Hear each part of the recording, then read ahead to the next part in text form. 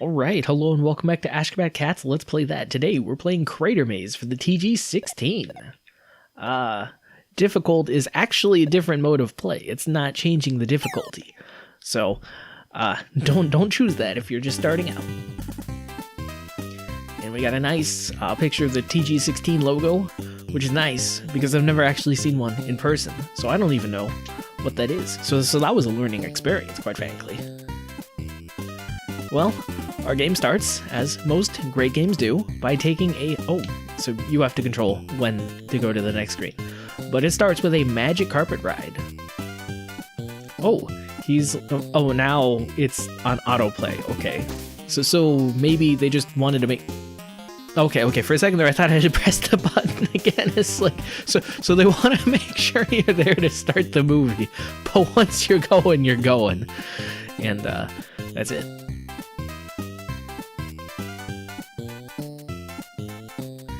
Don't worry, my friends. I'll do my best to save you. Believe in me. If you know me, those friends are dead. They are just gone for good. You might as well make some new friends. Oh, that is one of the cooler transitions I've ever seen, where you get all the characters kind of moving along. You know, I kind of like the games where they give you a reason to play. Well, okay, not to toot my own horn necessarily. Is there any sort of run button? Nope. But we got sort of a Heiankyo alien retro kind of dig holes in the ground sort of deal. But now, I've heard this music before and I've heard it a million times. Maybe it must have been one of those Chinese clone consoles that uses this music. Well, I rather like the music there, and I like it here. But yeah, not to toot my own horn here, but I kind of like it when you get sort of these background elements. Oh, cool. Well, that was a rather explicit gory death. Maybe I should add that to the tags. It's like a tag. Explicit gory death. Christian symbolism. Oh, nice. Well, they're frozen. Well, we can crush them like that. And you can walk over holes, so just in case you were wondering. But anyway, like, I don't know if you've noticed, but there's a whole lot of games kind of scrolling by on the side. And, I don't know, it kind of makes you want to watch more Ashgabat Cat videos. You're like, hey, look at that game over there. That looks pretty interesting. What's that guy up to in that video? And so, that sort of initial transition, you get all the characters, and it's like, that's a lot of interesting characters. I want to play the game to see all the interesting characters. Also, a while ago, I played Big Fight on the Atlantic. See, there they are. Like, I want to know who they are. Did you see the mech that was walking on two legs? Mysteries abound in this game. But just the other day, well, I guess it was like a few months ago, but it feels like the other day, I was playing Big Fight on the Atlantic.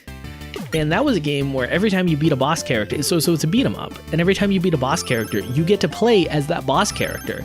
And so that is one of the very few games on the show I finished, because I just kept beating boss characters, and I just felt so, not even obligated, like, I was just so...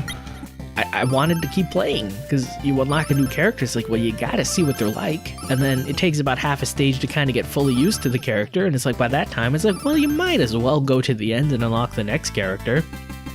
It just works real well. It's smooth as butter. And so you got this game, not necessarily the exact same thing going on. Huh. Well, okay. That is... Well, and I think one thing that this doesn't necessarily tell you, but it makes for a great escape, because see, you just jumped over walls, and apparently the aliens are too stupid to actually use the springboard too. So, well, you can use it to just fully escape them, which is interesting, because usually you play a game like Pac-Man, and it's like, well, you play other maze runners like Pac-Man or Ladybug, and they're very harsh. They want to, like, take your credits away from you, but I guess, well, again, I'm so used to arcade games, I'm just viewing this through the lens of an arcade game. Let's see, this is obviously a teleporter, right? Yeah, sure, that's a teleporter. Can aliens teleport? They cannot. I like that. Because it seems like a lot of these maze games, they are just so overly harsh to the player. Oh, did they teleport? Okay, maybe they can selectively teleport. Which actually would be even worse news than otherwise. But it seems like a lot of these maze games just... They go completely out of their way to just steal all the quarters in your pocket. But it's like, I don't want to play a maze game that just kind of constantly punishes me. I just want to play a nice, low-key relaxed maze game where I just kind of walk around, not even do much. Just kind of occasionally trap aliens, but I don't necessarily have to because it's like, hey, that's kind of boring. That is interesting how the gravestones persist. It almost makes you feel sorry for them. And, well, let's add one more to our gravestone tally. Now, there's no end screen at the end where it's like, oh, you killed this many aliens, and they just keep coming. They just keep coming. Like, if I was an alien and I saw, well, I guess it's not immediately apparent that gravestones equals dead bodies. Like, if I was an alien and I happened upon the scene, like, if I saw a bunch of dead alien bodies, okay, this isn't Load Runner where you're gonna get cornered. Like, this is nice, happy Cratermaze where everything works out and characters always smiling. I am starting to see how this can get a little bit difficult though. Oh, that presents an interesting question. Can you dig on an already established gravestone? Oh, there's the rub. So you can dig on other places, but you can't dig where gravestones are. Apparently, we have some respect for the dead here, although we don't have any sort of compunctions about making them the dead. But what that means is, as if you take forever and a half, I guess you could conceivably run out of spaces to actually bury aliens. I feel like there's some sort of real-life analog there. It's like if you're gonna kill people, it's like don't kill so many people that you run out of space to put them. But quite frankly, don't kill people. That's the only life advice I can impart upon you right now. But interestingly, so yeah, if I was an alien and I saw a bunch of dead bodies everywhere, then I would like, this is a no-go, man. This guy's obviously dangerous, let's not mess with him anymore. But if I saw a bunch of gravestones, and I didn't necessarily make the connection that like, oh, gravestones means dead aliens, then I would like kind of chase this guy. Now, there have been a bevy of power-ups, but I've mostly been ignoring them because this character moves a little bit too slow for my liking. Now I have the shovel, which, oh, 2 at once. It's one of those things that, like, it sounds useful, but, like, you are already basically overpowered anyway. So, well, the freeze one's pretty nice. Ooh, if you get 2 shovel ups, do you shovel, like, 3? Do you shovel 4? What are the limits to this game? Are there limits to this game? Okay, the answer? 4! Whoa. I read online that this is sort of a precursor. Well, it was developed by Hudson, who develops the Bomberman games. And so maybe in some vague sense, this is a precursor to Bomberman. Oh, did I lose my... Oh no, that's probably just letting me know my freeze ran out, but I still have my double shovel. And so I heard rumors that this is the precursor to Bomberman. And looking at how this plays, yeah, I can kind of see it. And especially the way the power-ups stack on each other. That definitely reminds me of Bomberman. Like, you play most maze games, well, first off, they're not going to give you power-ups in the first place because, well, you're not going to get quarters like that. So just to confirm, oh, that is interesting. So normally you shoot 4 spaces, you'd expect it to... Okay, so certainly you probably can't, like, overturn the gravestone, but you'd expect, like, maybe you dig up a spot here, and if you're standing on the gravestone, oh, you can. But nope, gravestones just straight up stop digging. And so I guess the only way to interpret this is his digging is sort of like a wave that shoots out. I guess that actually makes sense if you think about it physically. Like he's got some sort of mental shovel in his mind, and then he projects it and he like scoops out a bunch of dirt. But if it's his mind, couldn't he control it and have it like not shovel in one place and shovel? Well, maybe he doesn't have that much fine control. Sometimes you have to ponder life's deep mysteries. Because frankly, not much else is going on in this game. Like, this game is kind of easy. And I realize that that sounds a little funny, especially from a guy who told you not to play difficult because, oh gee, what could happen? But, I mean, nothing can kill you. Like, there are aliens around. I don't even think I've died yet. Not even by accident. It's just, it's too easy to defeat the aliens. What's the next level gonna do, though? Because it has been adding complexity. Maybe it's just been biding its time. But it doesn't feel like you're progressing either. Like, you see all those cool sprites when, like, the round begins. But that's it. I'm beginning to suspect that they are not, in fact, even in the game. Maybe they're like alternate players you can play as, but like it's probably just a sprite swap. And so they're kind of tricking you into this game. At least Bomberman, like, that had the same sort of like problem of feeling like it lasted forever, but at least Bomberman had the decency to call things levels. And so you go through rounds, and then they would culminate in levels. Well, okay, I still have my power-up, so I can forgive a lot of sins just as long as I can shovel 4 spaces instead of 1. But Bomberman, I mean, you start with rounds, then you go to levels, and it's like, okay, it sort of feels like you're progressing. You're not actually progressing, because it's like, really, the levels just change the themes of the, well, but even then, that kind of leads to a sense of progression. Whereas this, I mean, we're still in our, I guess technically the decor changed in the background, but it wasn't very coherent to begin with in the first place, so I don't even know how to begin to describe what we're in now. Like, the last level was sort of a futuristic city sort of look, but this place just, I don't know, generic fantasy sci-fi paneling. Like, if you play Phantasy Star 2 and you look at the walls, then you see, oh, and now we're in Sandcastle aesthetic. Oh, is this a bonus level? It sort of feels like it. Oh. And with that, the game got 3 times more bearable. Now I move slightly faster and I can dig a whole screen away. On the bright side, this has completely reinvigorated my desire to play this game. On the downside, this has made me more or less invincible. Like, what the heck? Why would they just do this to the player?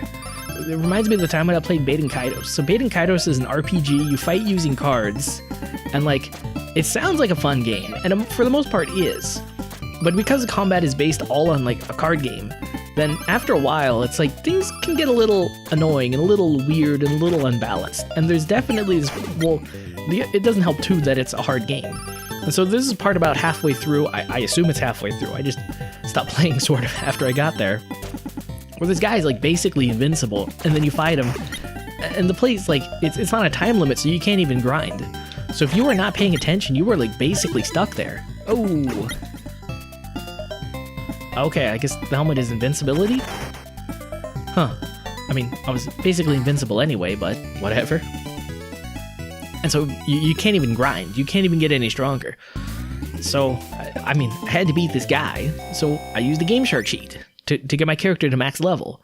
And while I beat that guy, and I beat basically everything else, in fact, I completely steamrolled everything else I saw.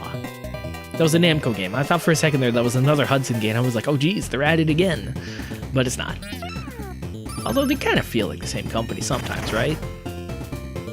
But anyway, like, the game was just so easy. It was just completely trivialized. And so there was really no more reason for me to play it anymore. And so that was kind of sad. I mean, like, I'm not gonna say the only reason to play a game is to challenge yourself. Oh. I don't like this. Can I go back to the, okay, I guess we're stuck with a bubble launcher now, which, I mean, I guess is technically more efficient than the holes. But digging the holes just felt more snappy, you know? And plus 2 when the entire... Oh. Okay, back to holes then. But yeah. It just feels so satisfying, because it's like... It's like I'm filling the entire screen with holes. And there's not even really a functional difference between this and the gun anymore, because it's like, basically if I can see it, I can shoot it. But yeah, I'm not gonna say the only reason you should play video games is to challenge yourself, but like, sometimes I feel like there's a bare minimum of challenge required for a game. Otherwise, it's just, like, it in fact is almost even worse than watching a movie, because watching a movie, it's like, at least movies are usually mentally engaging, but you just watch a video game. Like, you're not even playing it. You don't even have to play. Like, imagine playing Mario with the invincibility star the entire time. And it's like, you can just literally walk through the level. You would have absolutely nothing to worry about. And that would be even less mentally engaging than just, like, watching a movie or something. It's even worse than a movie. So... Just imagine me playing Baten Kaitos, and it's like, I've got that thing going on, and it's like, that's just too annoying. Like, you can't do anything, nothing ever happens to you. It's just, the lamest experience ever. At least this game, like, it hasn't completely trivialized it. I still have to press the attack button every time I see an enemy. So I guess, oh man, faster and faster. Eventually I'm gonna get too fast. It's kind of like Gradius, where you can like choose your upgrade path. And one of the upgrades you can choose is to get faster. And so if you're like kind of dumb, then you just keep choosing speed over and over and over until eventually your ship moves at light speed, which sounds like a good thing until you actually try to play with it, and then you're like, okay, this was a terrible mistake. But it was fun for a while. Okay, yeah, I mean, you're clever with the teleport. It's like, okay, now I have to go back and forth. And so if I like did this while an enemy was nearby, I would definitely give them some time to pick me off, but otherwise it's just kind of dumb. It just wastes time. Well, I guess that makes sense that they did it, because it's like that's one of the very few moments of vulnerability I have, especially with these. Oh my god. I can literally shovel across the screen now. I mean, I'm making a lot of jokes about how bored I feel with this game, but this is one heck of a power fantasy. Like, holy crap. Have you ever tried, like, shoveling in real life? It's actually pretty tough. Like, Earth does not like to be moved. It's kind of its thing, is to just stay there. And so the fact that you can just shovel across the world, it's like, oh my god. It's very gratifying, actually. Oh my god. Does it give you 8 minutes to solve a level? Jeez Louise, this game, it's like, I'm kind of surprised it doesn't offer you like an exhibition mode where it just plays the game for you. It's like, it basically plays itself at this point. That's not really true. I have to still kind of navigate the, oh, I've quote unquote upgraded. I don't know what this is. Oh, it's a freeze ray. That's actually worse, because then I have to go up to the enemy and kill it. I always love these quote-unquote upgrades you get. Or it's like you play Raiden and it's like, oh, you upgraded your homing shot to the max level. Don't even have to aim, just dodge the bullets. Oh, that's great. Oh, you picked up the power shot. Oh, you're back to level 1. Oh, nope, back to the poor old shoveling. How will I manage? Quite well, thank you. But oh man, you just go back to power level 1 and it's like, why? Why are you doing this to me? I've been good. I've been giving you a lot of quarters. Maybe not as many as I should, but I can't make apologies for how good I am at video games. But then they just smack you with the bad power-up. It's like, at least you play something like Gradius. At least Gradius waited until you died to take away all your power-ups. Raiden, it's like, oh, you can lose your power-ups at any time. Are they rounds or levels? I actually have not been keeping track. I want to say it called them levels at one point, but maybe they were rounds the whole time. Anyway, the difference is in Bomberman, usually when you get to round 10, then like, you fight a boss, and then you get to the next level. But, well, I mean, maybe there's a hidden boss or something. Maybe they're saving the boss for round 11, but 1/2. Okay. Maybe they're saving it for round 11, but frankly, not much is nothing's different. I guess the decor is back to miniaturized city, which doesn't make a lot of sense. Oh man, if I had been too hasty, I could have actually died. Oh, okay. Let's collect 2 bits of treasure in 1. Oh, I see you instantly go on the teleport. That is just, oh my gosh, maximum inconvenience. But it's funny, because in this game, it's like, that's all it can do to you, is just minor inconveniences every now and then. Like, you play a lot of other games, and it's like, it gets hard. But this game, it's like, it gets mildly inconvenient. You know, at some point in time, I'm just gonna have to go back and play difficult, just to see if it's any bit more difficult. Now, these fishes constantly give me a little bit of anxiety as I walk by them, but, well, I survived this time. Maybe I'll survive all the other times. Okay. Are you going to mix things up with the boss, or am I just gonna have to sit here and collect more things and talk?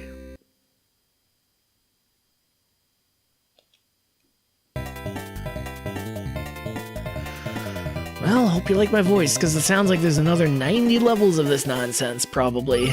I don't know why, but a lot of these games liked 100 is a good round even number. Of course, Pac-Man liked 256, as their nice round even number, which is a nice round even number in Hex anyway.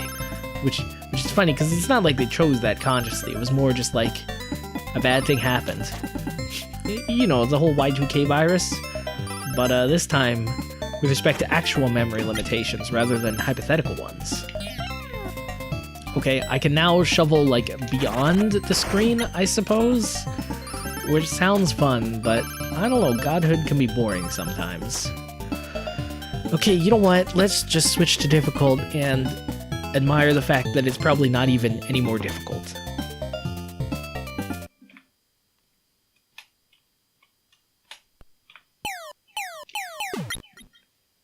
Funnily enough, you don't actually push the run button, you push start. Oh geez, passcode, so if I wanted to resume from where I was. Okay, well, this is difficult. Well, let's see how things are different. This looks like the exact same round 1 that we started at last time. So it's probably not difficult so much as the other one was kid. Well, oh.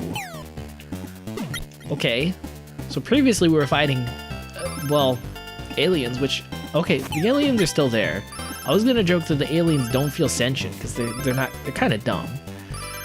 But now we're fighting against humans, so now you have to grapple with the moral dilemma of, is what I'm doing okay?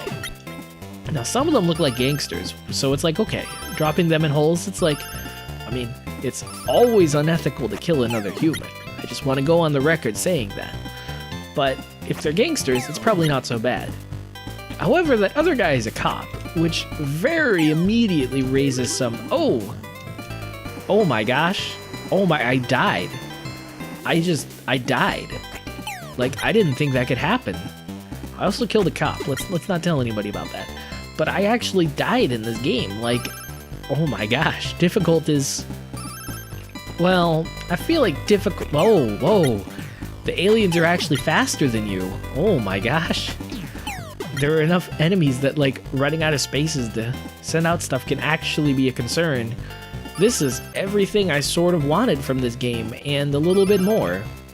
Unfortunately, like, oh my gosh, I died on semi-accident? This game, it's crazy. It's unstoppable. It kind of bothers me, though, because, like, this is more like normal difficulty. And then the other one is, well, I don't want to call it kid difficulty, because that seems a little bit insulting. It's like, oh gee, kids are bad at video games. So I'll call it Kirby difficulty, which basically means the same thing. Oh, so you actually do get a passcode when you die. I also like how they give you a passcode for level 1.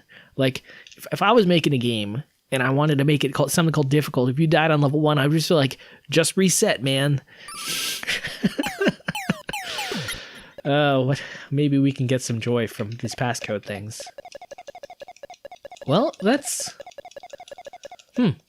So a lot of games, when they do a passcode, it's just random alphanumeric things. But this game, it's like, it's which way does his head look? And you press A to kind of cycle through them, but, like, it makes sense. And you press B to go backwards. LNR probably don't exist on a TG16, TurboGrafx. But, yeah, you press A and you get to the next one, he just starts looking around. And it's like, yeah, a lot of alphanumeric characters, like, you gotta navigate your way around a keyboard. I mean, I'm not gonna say that sometimes when I use a keyboard I get lost, because that would be a dramatic over-exaggeration, I hope. But sometimes when I'm looking at these, like, password screenshot ones, like, some of these passwords are just, like, random characters from the game. And it's like, how do I go from the duck to the hamster to the, like, kid? It's like, I don't know how that progression works. But this one is just the kid's face. And it's like, it's pretty clear which one is going to. And there's like a blue and a red. And it's like, you don't have to cycle through like 70,000 different colors. Because quite frankly, you probably don't even need like 8 things. They just decided it's like, yeah, make it a good even round number. But yeah, no, this is a very good password entry screen. Well, I say that, but there's no way to exit it. And I was just done praising you, too. Okay, so aside from the minor technical flaw that you can't actually exit from this password entry screen, this is a great password entry screen. I don't know, it just feels so intuitive, the characters you're entering in, to enter for your password. Well, that was Cratermaze, and it ended about... Well, I was going to say it ended about how much it played, but for the most part on normal, it was kind of brain dead, but now it's like we are legitimately trapped, which I feel like if you set the game on difficult and you played through it, it's like that would be the experience. So that was Cratermaze. Honestly, a fun game, and I like that there is that easy mode, because it's like sometimes you play Bomberman, and it's like Bomberman can get pretty tough. Like, it would be gratifying to have an easy mode for Bomberman where you just get, like, maximum bombs. Bombs can't even blow you up. You can detonate bombs automatically, and you just walk around blowing things up. You're like, oh, level 1-7? You killed me every time. I'm gonna kill you every time. And you just kind of fight back. You play Cratermaze, it's like, I can shoot from across the screen. I don't even care. This is great. So you play this game, you play on difficult, and you kind of cut your teeth, and then... you go back to normal and, well, you can't regrow your teeth because teeth don't work like that. But at the very least, you can, I don't know, psychologically regrow your teeth and become a kid again. And then become a teenager again. And then become an adult again. And then become a jaded adult again. Huh. That doesn't sound like a very good deal. Because everyone wants to go back in time and turn into a kid again. But that means you also have to turn into a teenager again, and then a jaded adult again, and then you have to grapple with the fact that maybe the method you used to make you young in the first place might not work again. And so you got to use it again, and you're like, oh God, will it work this time? And I don't know. I kind of feel like immortality, like loss of immortality hurts more when you've already abused it once. So Cratermaze giving us some very deep things to think about. But on that note, this cat's got a scat.